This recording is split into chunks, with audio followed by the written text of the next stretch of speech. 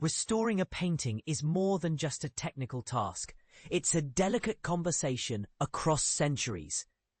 At the Carnegie Museum of Art, Chief Conservator Baxter approaches her work with a unique blend of artistry and science, even speaking to the painting she restores. You have to tell her she's going to look lovely, Baxter says as she carefully applies varnish to a 16th century portrait of Isabella de Medici, preparing to undo years of damage through meticulous inpainting. This process involves using tiny brushes and precise applications of varnish and solvents to bring the original image back to life. Isabella de Medici's portrait had been hidden for a long time beneath a 19th century overpainting that depicted a more delicate-faced woman, believed to be Eleanor of Toledo, the wife of Cosimo I de Medici, the second Duke of Florence. This overpainting effectively concealed Isabella's true image for decades.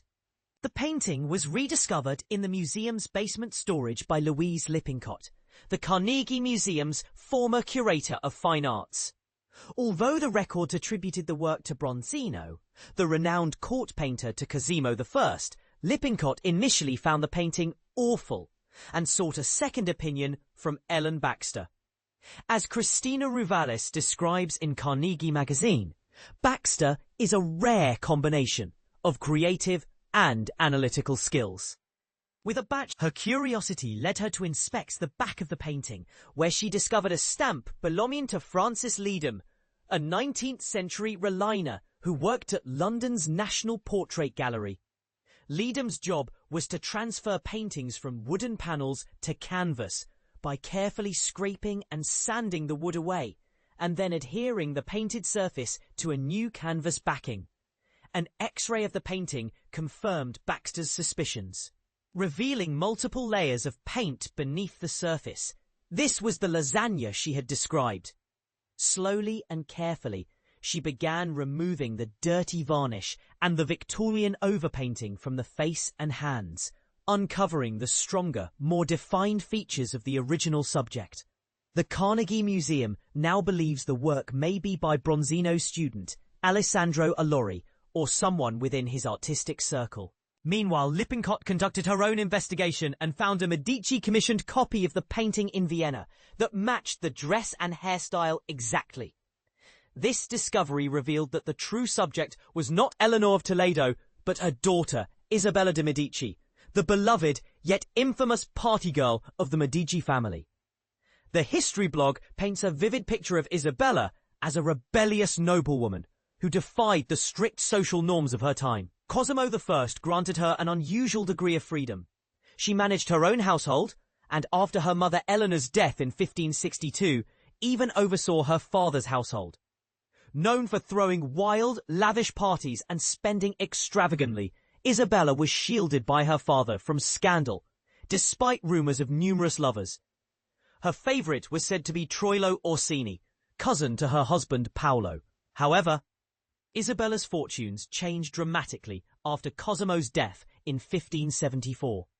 Her brother Francesco, who became the Grand Duke, was far less tolerant of her lifestyle. The circumstances surrounding Isabella's death in 1576 at the Medici villa of Cerreto Guidi near Empoli remain shrouded in mystery. Officially, Francesco claimed she died suddenly while washing her hair at age 34. Unofficially, many believe she was strangled by her husband in revenge for her infidelity or to clear the way for him to marry his mistress. Vittoria Accoramboni.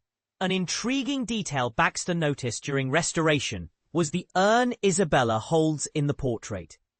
This urn was not part of the original painting, nor was it added during Leedham's 19th century intervention.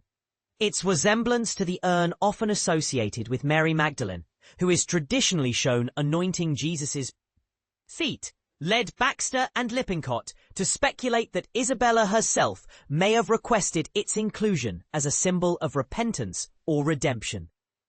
"This is literally the bad girl seeing the light," Lippincott told Ruvalis, highlighting the complex narrative the painting now conveys. Despite her deep appreciation for Isabella's story and her own artistic talents, Baxter remains committed to the conservator's role as a caretaker rather than a creator. "I'm not the artist, I'm the conservator. It's my job to repair damages and losses, to not put myself in the painting," she explains. This restoration not only revives a beautiful work of art, but also resurrects the story of a fascinating historical figure whose life was as layered and complex as the painting itself. It raises compelling questions about how history is preserved, altered, and interpreted through art. What do you think? Should conservators ever add their own creative touches? Or is it more important to remain strictly faithful to the original? Share your thoughts below.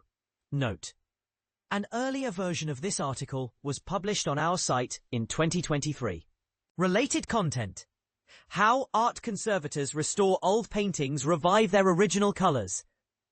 The art of restoring a 400-year-old painting, a 5-minute primer. Watch the Tate Modern restore Mark Rothko's vandalised painting, Black on Maroon. 18 months of work condensed into 17 minutes. A restored Vermeer painting reveals a portrait of a Cupid hidden for over 350 years. How an art conservator completely restores a damaged painting. A short, meditative documentary. Watch the Renaissance painting, The Battle of San Romano, get brought beautifully to life in a hand-painted animation. Free course, an introduction to the art of the Italian Renaissance. Ayan Halliday is the author of Creative Not Famous, The Small Potato Manifesto, and Creative Not Famous Activity Book.